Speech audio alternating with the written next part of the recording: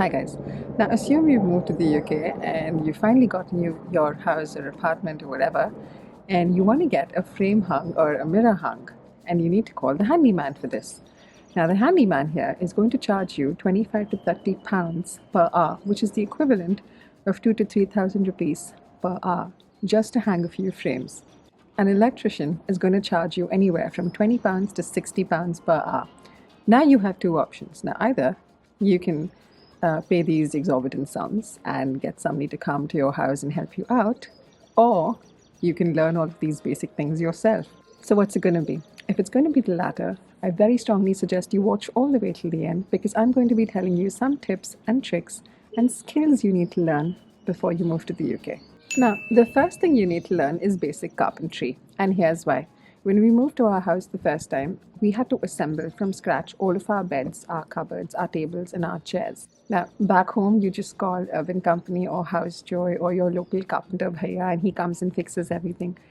Unfortunately, that's not the case over here. I mean, you can do it, but it gets really, really expensive, like I just told you, which also means you should be able to do the basic things yourself. You don't need to learn all of the intricate details, but you need to know the basics. You need to know which type of screwdrivers are used where, how to use a drill, how to use an electric screwdriver, and an electric screwdriver is really important for fixing all of the furniture here. So you need to get one after you come here or bring one along, whatever you prefer. And you need to know how to hang basic pictures, how to use a plug, a nail, a screw, all of that, just the basics. No one's expecting you to come here and learn how to build a bed all by yourself, but you should be able to manage all of the simpler things yourself. You should know things like what type of wall you have. Like there's a difference between a dry wall and a concrete wall. And the reason why you need to know this is because the kind of nails or the screws you use for both are extremely different. So even if you want to hang a mirror, you need to know what wall you have before you go and buy screws, because it's drastically different between the two. Now, the same thing goes for plumbing. You need to know the basics again over here. If you're going to have to call somebody over just to clog a drain, I mean, it's honestly a waste of money. It's how I see it, but it's up to you. But what I would very strongly suggest is that you learn the following. You learn how to unclog a drain. You learn what to do when your toilet gets blocked, and you learn how to fix your toilet cistern. I think these are the three most important things when it comes to plumbing and when you're a regular person like me. And see, to be honest, I don't even know how to do any of these things in plumbing other than unclogging a drain because I have a husband.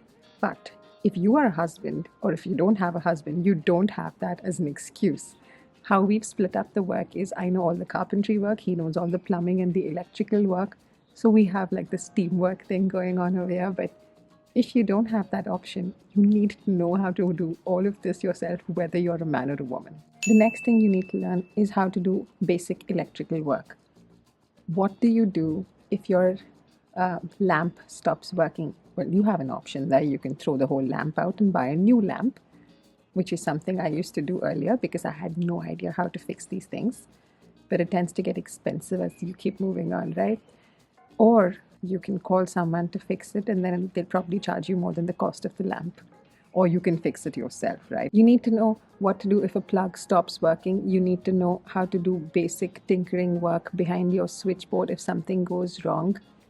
That's pretty much it. I mean, no one's expecting you to know everything, but this is just the basic amount you need to know. Now, I know you probably don't know this, or even if you do, good for you. If you don't know this, it's very simple. That's exactly what YouTube is for. Google out all of those videos, figure out how to fix it. You don't need to know all of the steps by heart, but get yourself acquainted with it so that if the occasion ever arises, you aren't taken aback and you're not nervous, and you know you can figure it out somehow. So that gives you a little confidence. But just do the basic works that you understand, just basically how it works. That's a lot of basic. Now, this is really important. If you're moving to the UK, you're going to want to buy a car if you don't live in London, and I strongly suggest you do buy a car.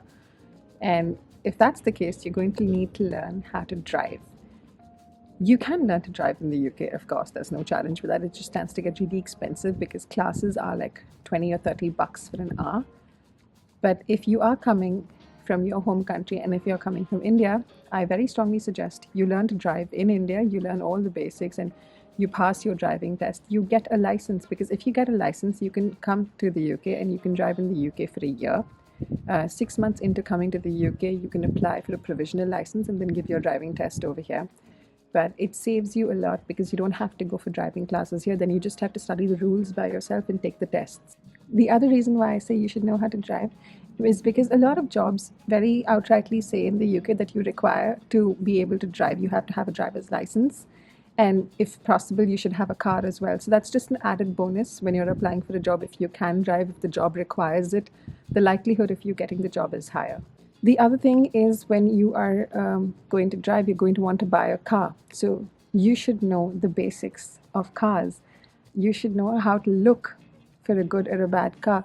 In India, the first thing you do is just take this mechanic bhaiya that you know from a nearby garage and you go check out the car. But if you're buying a car in the UK, and if you're buying a pre-owned car, and if you're not buying it from the brand showroom, you're going to go to somebody's house and check the car. You should know what to check for. You should know how to check the engine oil. You should know how to check the condition of the tires. You should know how to check the gearbox. So you need to know the basics of that as well. Again, irrespective of whether you are a man or a woman. What you also need to know is how to maintain your car.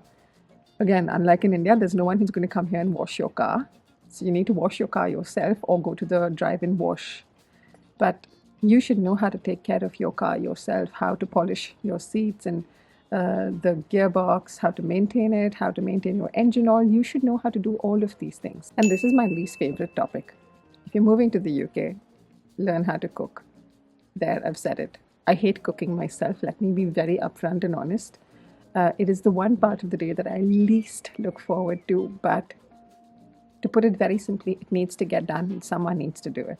So if you're moving to the UK, you have two options. Now, either you can buy food that has been pre-made and then you just need to pop it into the oven, or you can make whatever you want to make from scratch, third option, or you can just order in. The challenge with ordering in is it gets really expensive, and if you stay in a town like we do, like we don't stay in London, the choices are also limited. So at some point you'd rather not order in, if you get what I mean. But it also gets expensive to buy store-bought food very often, the ones that you just pop into the oven. So I would recommend learning how to cook. Now, the challenge with cooking that most people face is that if you don't know recipes, you face a reluctance in terms of even starting the task. So you don't even get to the kitchen, you don't buy the vegetables, and then of course you're not able to make anything. So if you are moving and if you are somebody who doesn't enjoy cooking, this is what I suggest. Learn 10 recipes. Learn 10 recipes which can be made in 15 minutes flat so that you save time. You don't have to spend too much time in the kitchen. And once you know these 10 recipes, the resistance you face towards cooking will reduce to a certain extent. You'll be able to make whatever needs to be made. You'll probably not enjoy it as much as other people would, but the job gets done and it doesn't take you too much time. And because you know these 10 recipes, the whole process flows a lot more smoother. You don't feel depressed or anxious when you have to cook, or you don't feel reluctant to cook, because when you face all of these things, your first instinct is going to be to order in, and only at the end of the month you'll start to realize how much you've spent. So if you are moving to the UK, learn the basics. Learn how to cook rice, make chapatis if that's something you like making, learn 3 or 4 curries and a few dry items, and that's it.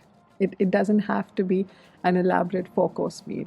If you're moving to the UK as a student or as a dependent, I would very strongly urge that you learn a few skills from back home that you can come to the UK and use to make extra money on the side. I'm not sure if you know this or not, but a lot of people in the UK have more than one job because the UK is really expensive, like you know. And to make ends meet or to make that extra cash on the side, a lot of people have multiple jobs over here. Now, if you are tech savvy, you have many options at your disposal. You can be a graphic designer, or you can be a social media manager or a social media executive in your free time. It's really not that difficult to learn, like I've said in my previous videos. You could be a copywriter. You could learn photography and do photography at the side for small events over here.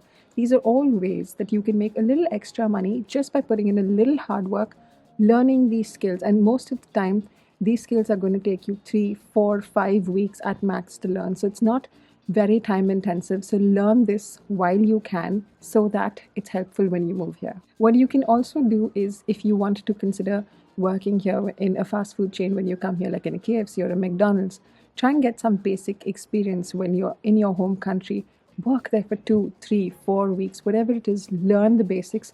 The possibility of you getting picked over here for those roles then is much higher. So the likelihood of you converting will be higher if you have prior experience in the same field. If you also like to hustle, and if you have like a few hours at your disposal, if you're a student and you have 2 or 3 hours to make up for your 20 hours, you can even learn basic electrical jobs or plumbing, and just do this for the extra cash on the side. Learn gardening, learn how to paint, basic stuff, because there's a lot of requirement and lots of websites that register you if you just want to do a quick job for a few hours. So that's something you can consider as well. Bottom line, learn one skill that you can market in the UK. Now, speaking of skills, if you're moving to the UK, you might want to get a part-time job, like I just said, right? And you're probably not sure of where to start from because, well, there are so many options available. What job do you pick? Where do you start? How do you get into it? How many hours can you work? All of that. Well, if you're looking for more details on that, it's very simple. All you need to do is click this video.